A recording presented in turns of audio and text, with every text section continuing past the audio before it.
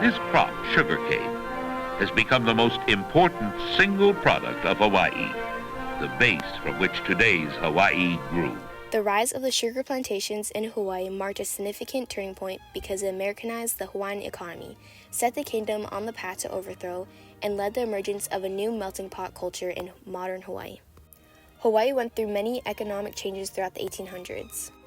Hawaii's economy was first primarily based on the subsistence agriculture with a system that divided the lands into ahu po'aus where each person had a role in society. But in the late 1700s, foreigners discovered the islands and brought with them many products such as guns and iron. In exchange for these goods, Hawaii traded sandalwood. Once the era of sandalwood slowly came to an end, the whaling industry took over in 1824. This was the main income for Hawaii for about 40 years, until people realized that whaling was killing the whale population too rapidly. After the era of whaling ended, Hawaii's soil and climate was tested to see if the growth of agriculture was possible, and it was deemed perfect for cultivation. William Hooper, a 26-year-old from Boston, was sent to Hawaii in 1835 on a mission to make the first successful sugar plantation on Kauai. The industry and the introduction of a free-wage labor system forever altered Hawaii's economy and society. As early as the 1820s, the American and British missionaries came to Hawaii trying to convert Hawaiians to Christianity. The missionaries would report back to their homelands and spread news about the amazing agriculture potential of Hawaii, which attracted investors. On September 13, 1835, the Latin Company assigned William Hooper on an expedition to dominate agriculture in Hawaii and advance the market economy of the United States beyond Indian and Mexican territory and into the new Pacific frontier.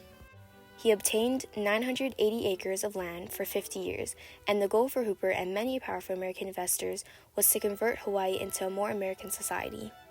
Their main motives were to establish sugar plantations, annex the islands, use Hawaii as a naval refueling station, and try to convert natives into Christians. After a year in Hawaii, Hooper wrote that the plantations eventually emancipate the natives from the miserable system of chief labor, and which, if not broken up, will be an effective preventative to the process of civilization, industry, and national prosperity. Their tract of land in Koloa was developed for the purpose of breaking up the system aforesaid, or in other words, to serve as an entering wedge to upset the whole system. Strategically, Hooper used Koloa as the entering wedge that would try to split apart the traditional Hawaiian society. Thus, the rise of the sugar plantations was a turning point that took away Hawaii's traditional agriculture practices and replaced it with their capitalist systems of plantation economy based on private land ownership and wage labor, which in return removed the native lifestyle of self-sufficiency and made the Hawaiians reliant on the missionaries' pay. In 1875, there were a total of 20 sugar plantations, and this number about tripled into 63 plantations by 1880. Americans dominated the sugar industry, weakening native monarchy. The more wealthy the foreign businessmen grew, the more influence they had over the economy and political life on the islands. When the Hawaiian government signed a reciprocity treaty with the U.S. in 1875, it gave Hawaii duty-free access to export certain products, but it restricted Hawaii to distribute their sugar to American markets only. This was a huge blow to Hawaii's free trade because now Hawaii's sugar exports depended solely on the decisions of the U.S. In 1888, the planter elite secured a new constitution that limited the monarchical authority, further weakening native Hawaiians' rights. Once Queen Liliuokalani took to the throne, she was determined to get Hawaii's economy independent from the U.S. and get the political rights of the native Hawaiians back. But the elite planters saw her as a threat to their ideas and overthrew her. Hawaii was annexed in 1898, and Congress approved the Organic Act in the 1900s, which ensured the dominance of the English language in Hawaii and did not allow Hawaiian to be spoken in schools and in public. Native Hawaiians were also stripped of their political right to vote and of their own land. These rights were now specifically reserved for the wealthy plantation white men. The development of American sugar plantations was a tragic turning point that led to the loss of Hawaiian sovereignty and the acquisition of Hawaii as a U.S. territory, and eventually a state in 1959. Although Hawaii was undergoing a loss of its native Hawaiian culture, as wealthy sugar plantation owners aimed to transform Hawaii into a welcoming American destination, simultaneously the influx of immigrant laborers were shaping Hawaii into a diverse melting pot. Throughout the 1900s, the sugar industry brought in 337,000 people of all different ethnicities. Most migrated to Hawaii by word or advertisements about the sugar-growing islands in the Pacific. With many sugar plantations being established, they need to find good workers of many races. Hiring a diverse group of ethnicities on each plantation helped to reduce strikes, since it would be harder for them to connect with each other and communicate to create a common goal. This is a part of the turning point which led to the very unique melting pot Hawaii is known to be till this day.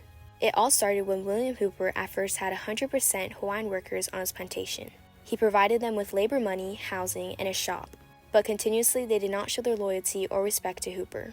Infuriated, he asked the Latin company to import Chinese laborers because he saw them as better and more skilled workers than the Hawaiians.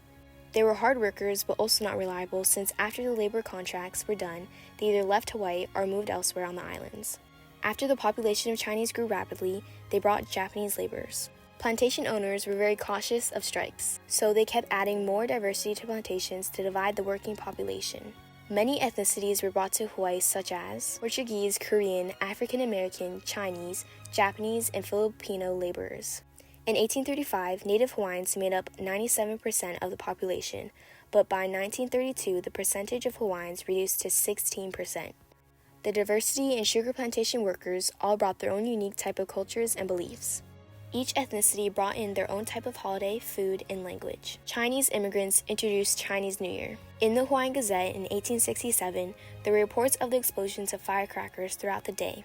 Then, in 1881, German laborers brought the Christmas tree into plantation societies. In 1868, in the Hawaiian Gazette on December 30th, it stated that the Christmas tree brought by the Germans were gaining popularity. The Plantation Society was also introduced to a wide variety of food from all around the United States that people from other countries have never tasted before. The Chinese brought with them duck and tea from their own country. Germans made potato salad. Portuguese laborers made blood sausages and baked traditional bread in a brick oven. And Koreans introduced pickled kimchi. This helped shape Hawaii into one of the most racially diverse places in the world. Food and cultural traits were not the only thing being shared in plantations. A diverse group of languages were being mixed together so that the workers could communicate better. Throughout the laborers' days in the plantation, they tried continuing their own native languages, but soon English became the language of command. This is what developed Pidgin English. This was a mix of Japanese, Portuguese, Chinese, and bits of other languages. Soon, children identified less with their own ethnicity identity, but more with a local identity. The diverse plantation labor systems in Hawaii attracted immigrants from Japan, China, the Philippines, Korea, Portugal, and African American backgrounds, each bringing their own distinct contributions to local culture. Today, the percentage of Native Hawaiians on Hawaii continues to decrease due to the high cost of living and limited job opportunities.